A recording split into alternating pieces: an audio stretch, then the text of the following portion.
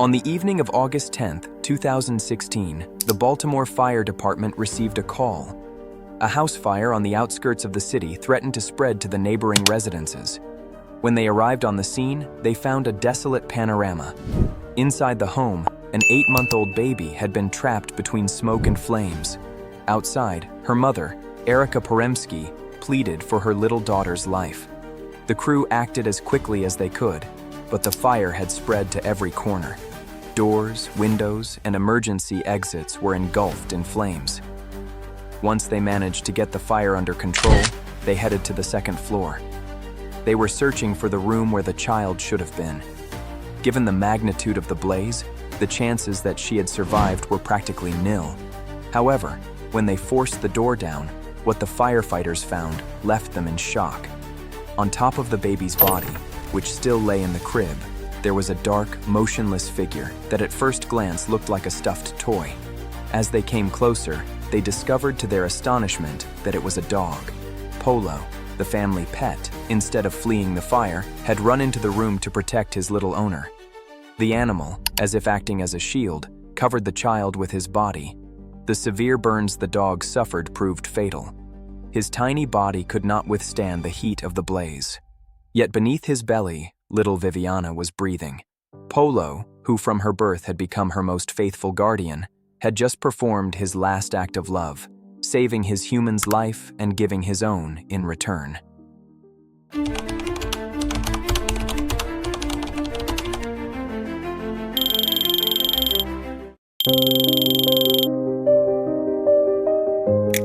United States. Year 2016. Erika Poremski and her partner lived in a modest house in a quiet neighborhood of Baltimore.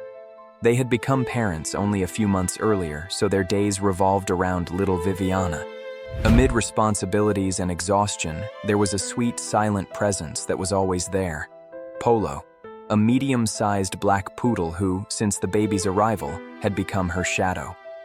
To the family, Polo was more than a pet. From the first time Viviana came home, he understood that his role had changed. He was no longer the center of attention, but that didn't matter to him. At every coo from the baby, he wagged his tail. Whenever she cried, Polo would appear, restless, as if the child's well-being mattered more than anything else. On the afternoon of August 15, 2016, Erika went down to the house's parking area. In the room on the second floor, little Viviana slept in her crib. Polo, as always, stayed at her side, not moving an inch. But while the dog kept watch over the child's sleep, a small short circuit in the kitchen ignited one of the curtains. That accidental incident within minutes turned into a tragedy. Erika was still in the parking area when the fire began to spread through the house. What started as a small spark soon became an inferno. The kitchen was engulfed. Little by little, the flames took hold of the whole place. The curtains, the furniture, and the wooden walls were perfect fuel for the disaster. When she smelled smoke and burning wood, Erika tried to enter the house, but when she opened the garage door, she was hit by a wave of flames. By then, the fire had already spread across the entire ground floor, so attempting to enter the house would have been suicide. The flames were everywhere. The first neighbors to respond to Erika's cries tried to force the doors and windows, but every entrance was consumed by fire. There was nothing they could do. When the flames reached the second floor, Polo, who remained in the room guarding the child's sleep, did not flee. He didn't even try to escape. He knew, perhaps by instinct, that the baby was defenseless, so he chose to stay by her side. The heat became unbearable and the air unbreathable. The walls began to creak, and the fire threatened to devour everything. Then Polo leaped onto the crib and threw himself over the girl, covering her with his body.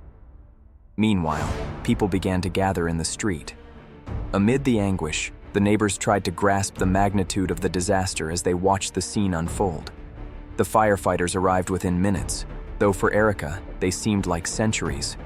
Without wasting a second, the men began to fight the blaze. They made their way through collapsing timbers and smoke that seemed to have a life of its own. Seconds stretched, and the rescue seemed interminable. Outside the house, uncertainty reigned. All the neighbors watched in consternation, convinced that the scene could only end in tragedy. When the firefighters managed to quell the flames, they went to the room where the baby should have been. They had little hope. The fire had destroyed almost the entire house. That anyone could survive such an ordeal was at best a miracle. Still, the image they found upon entering the room left the rescuers in shock. On the crib, where the baby ought to have been, lay Polo, motionless like a stuffed toy. Beneath him, serene and miraculously alive, was the child. Polo had covered her with his own body as if trying to shield her, even after he had lost his strength. One of the firefighters approached the crib and carefully lifted the dog. Underneath was Viviana. The girl had some burns, but she was alive. Polo's body had protected her from most of the heat. The dog had saved her life. Erika could not comprehend it. When the paramedics handed her daughter to her, she cried with relief. But upon realizing what Polo had done, her tears changed. They were a mixture of gratitude and pain. The dog who had always been by her daughter's side, who would not let anyone get too close, had fulfilled his mission to his last breath. As the firefighters extinguished the last embers, one of them approached Erika and said, "I've never seen anything like this. It's astonishing. That dog is a hero."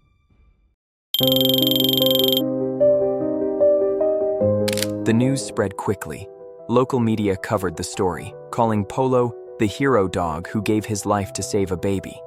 The community was stunned by the sacrifice of an animal who, without a doubt, gave his own life to protect the one he loved most.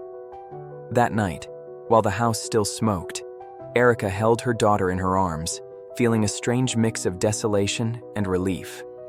The little girl did not understand what had happened, but clung to her mother's chest as if she knew there was something irreparable in the air.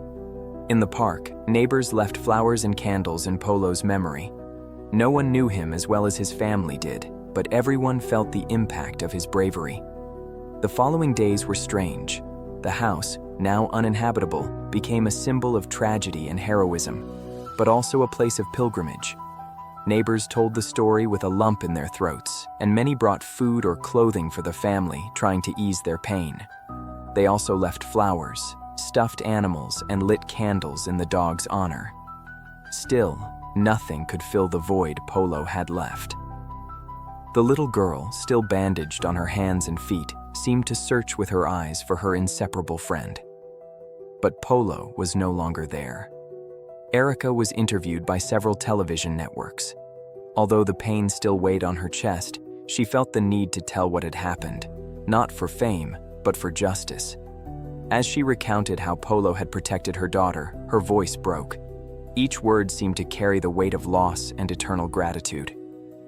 "If it hadn't been for him, I wouldn't be here with my daughter," she said. In those words, one could hear the echo of the tragedy. The rescuers also gave their accounts. One firefighter, speaking slowly and still incredulous, described how they had found Polo covering the baby's body, motionless, but with his paws still in a defensive posture. "I've never seen anything like it in my years of service." He was not an ordinary dog. He was braver than many men, he admitted. For him and his colleagues, that scene remained one of the most striking of their careers. But the story's impact did not stop at the emotional testimonies. Social media was flooded with messages of support, condolences, and tributes. Users around the world shared photos of their own pets with messages like, "Today, I hug my dog tighter in honor of Polo." Animal rights groups began spreading the story as an example of dogs' capacity for love and sacrifice, beings often underestimated. Erika's family received countless expressions of support. Some neighbors organized fundraisers to help cover little Viviana's medical expenses while she recovered. It was in that context that the community decided Polo should be remembered not only for how he died, but for what he symbolized: unwavering loyalty. But beyond the public tributes, within Erika's close circle, the void was palpable. Returning home, even partially rebuilt, was painful. Every corner seemed to hold a trace of Polo. The spot where he used to sleep, the yard where he played with the baby, the sound of his paws moving down the hallway. Erika tried to keep her composure, especially in front of her daughter, who still did not understand why her friend was no longer by her side. One afternoon, while sorting through the few things she had managed to recover from the house, Erika found an old collar belonging to Polo. She held it in her hands, feeling the weight not only of the object but of what it represented. She thought about how Polo was always alert to any noise that might scare the child, how he stayed with her until she fell asleep. That same devotion was perhaps what led him to face the fire without hesitation. The next day, in a simple but symbolically charged ceremony, Erika and her family placed the collar on a small makeshift altar in the community park. Neighbors approached one by one, leaving flowers, drawings made by neighborhood children, and even some toys. In the weeks that followed, journalists compiled Polo's story to preserve the account for posterity. Articles appeared in national and international newspapers, and the possibility of making a documentary about the impact of his heroic act on the community was even considered. For Erika, talking about Polo was not easy, but she felt that keeping his memory alive was also a way to heal. In a televised interview, Erika shared a thought that moved many. "Polo not only saved my daughter, he also saved all of us. He taught us that love is capable of everything, even facing the impossible." Those words resonated not only in Baltimore but in hearts everywhere that recognized in Polo something essentially human, the capacity to love until the end.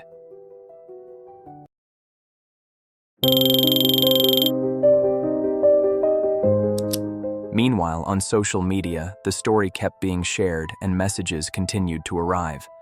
Some proposed creating a foundation in Polo's honor to support families who had suffered similar tragedies. Others suggested promoting responsible adoption, using Polo's example to remind people of the capacity for rescued dogs to become heroes. Inspired by this idea, several local shelters began organizing adoption events under the slogan, "Adopt a hero, the next Polo could be waiting for you." Amid that process of mourning and rebuilding, Erika found strength in the legacy Polo had left behind.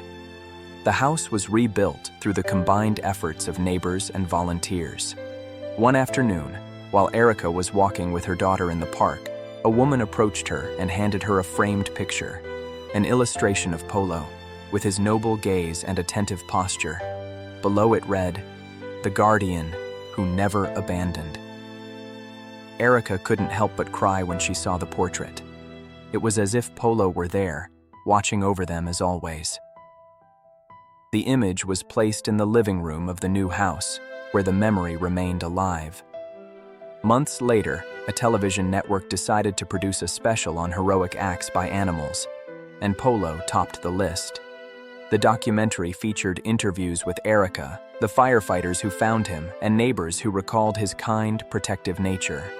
Footage of the altar, the letters, and the drawings sent by children from across the country testified to the impact the little hero had left on many hearts. In the documentary's final scene, Erika, holding her daughter, spoke words that summed up the collective feeling. "Polo not only saved my baby, he also saved us. He taught us that love doesn't need words, only actions.